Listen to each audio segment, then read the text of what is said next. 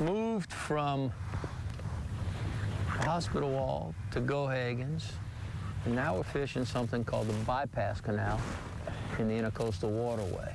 And it's a long canal that was designed so that if something happened, or if you wanted to overnight something happened in the Intercoastal Waterway, or if you wanted to overnight your barge, you could come through here and do it. It is still a functional waterway should they need it. But there's no traffic. The big tugboats with the huge propellers and the big engines aren't turning up the soil here, aren't turning up the bottom here. There's grass on the shoreline.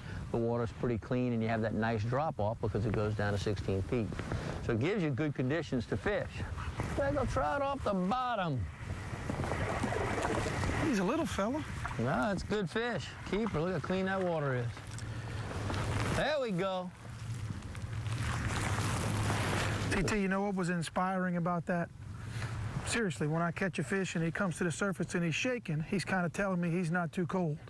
When you catch them and they just roll, we call them popsicles. They're real cold and lethargic. So he was up there shaking his head. Look, so good.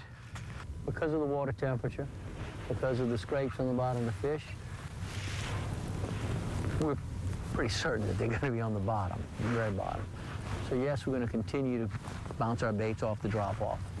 But one technique that has worked very well in the past and looks like it can work today is just leaving a line. We're going with the wind, we're trolling.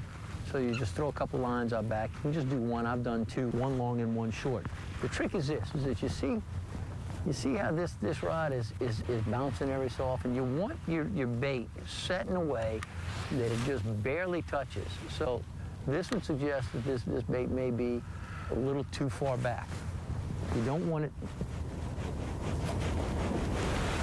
that bait to float above the surface, above the bottom, and you don't want that bait digging the whole time it's being trolled along. You want it to just sort of touch every so often, especially on a shell bottom. This is mostly mud, but on a shell bottom. So you just keep bringing it in until you get that right. And then you just leave it alone. Go fish with your other rod, and if you see a fish on it, pick it up, obviously. Oh, look at that. Big speck. Look at this.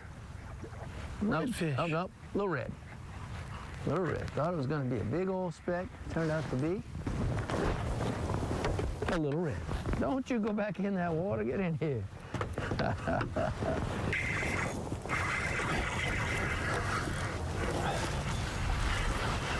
Reddish? Yep. Nice red. Nice red. Oh, look at there. Well, you're right. He didn't bite hard. He just licked on bite. It.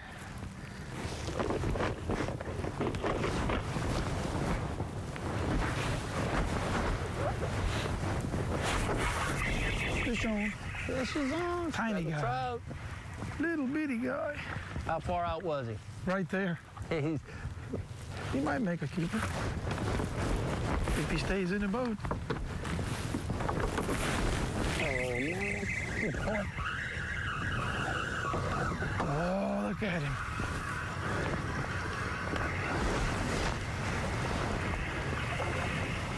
Speckled trout. Almost right in the middle of the canal, huh? Yeah. I'm gonna be right in the middle of that ice chest.